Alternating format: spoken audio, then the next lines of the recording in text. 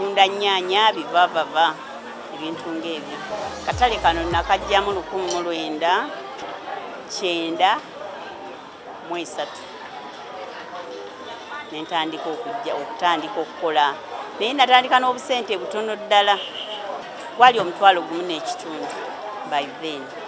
Nengenda nensuubulayo obunyaanya butono nga buli kamu ndeeta katono nsobole okubeerawo era bwe nali nsuubula $1.5 ogwo tegwaggwaawo kuba naleetayo bitono nga siina bakasitoma.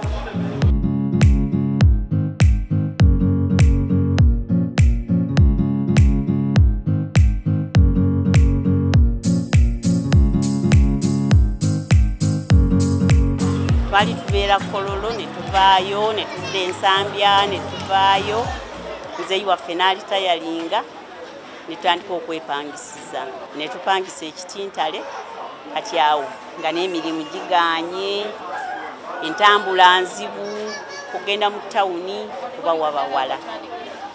Akatale kasooka kubeera eri waggulu kati ne bakamenya ne tudda wano kati batuzimbira eri emmanga.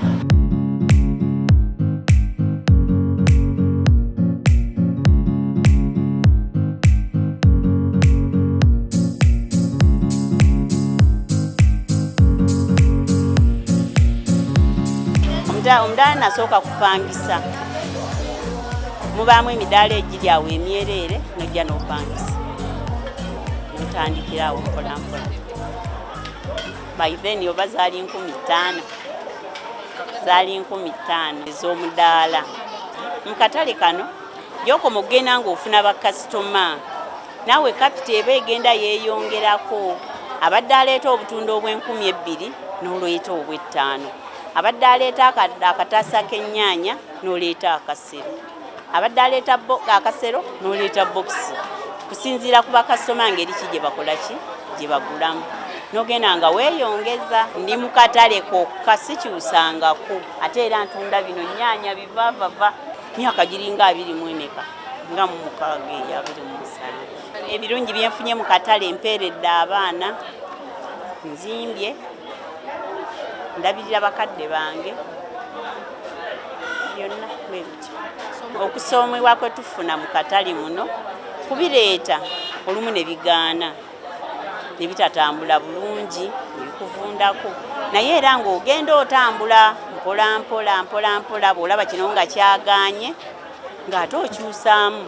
Abadde aleeta ekingi ng'ate okendeeza bw'otyo naye nga tuba tutambudde mpolampola. Waliwo ekibiina ekyajja kyava ngulu wano ku church Mbuya kya Birigi ati ne kijja ne tukitusomesa okugenda nga tuseevinga mpolampola ne batugamba akennyanja akamu kayimiriddewo ku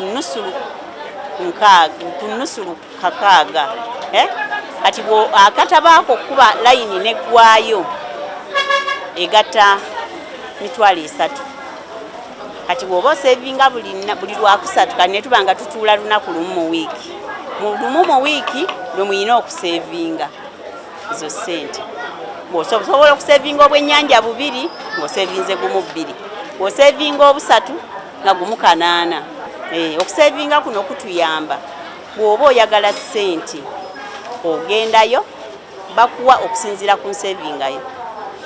Bw'oseevinga kubasinziira ne bakuwola ssente naye tuzeewola olunaku olu lwakusatu lwokka mu wiiki lwe tutuula lwe twewola. Bwatabaawo bazeewoze nga bazitwala nga bazibankinga. Ekyokuseevinga kino kituyamba kuba amagoba gaakyo gasaanidde ate ng'ozifunirawo mu ssaawa eyo woba ozaagalidde kasitoma wo planning nti ku lwokusatu nja kwewola era ozifuna. Abakyala abatuula eka ne balinda abaami nabo mbasaasira naye abamu bakyenyumirizaamu naye nze ku lwange nanjoozeza buli mukyala yandiyizza akantu akatono n'asobola okukola. Oba olera abaana n'olera abaana ba banno era n'osobola. Si bangi naye abakyala abazze nga bakasitoma abange wano ku mudaala bangi bempadde amagezi ne mbagamba mugende mweyiiye ofuna akafo n'otandikirawo mpola mpola. Nze abantu bonna mbakubiriza basobole okweyiiya, basobole okuba obulungi. Bw'oteeyiiyako obe mwana mulenzi ko obe muwala olina okukola abo oba okola tewalirizibwa na kukola mpisa mbi. Omulenzi ng'akola era asobola okufaayo, ate naye bw'aba n'omukyala naye ne yeeyiiya bakulaakulana. Sigwa okukola mu katale si mulimu gwa wansi, kuba naawe oba onoonya future. Ate era buli kalimu konna k'otandise okukola kakabe katono katya, oba otandikidde mu kulera baana era oba onoonya future. Eyasoma anoonya future nange ali mu katale nnoonya kwekulaakulanya. Abantu abamu bagamba nti ab'akatale tebaagaliza, naye guba mutima gwa muntu. N'awantu awalala era osangayo abatayagaliza.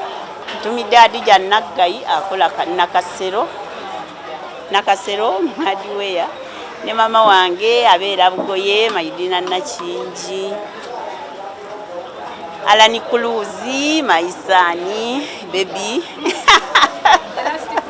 ye baby ne Bleya ne Ssaabasajja Kabaka. Yebale tubeezaawo, yebale tukolera birungi. Naye tusaba TV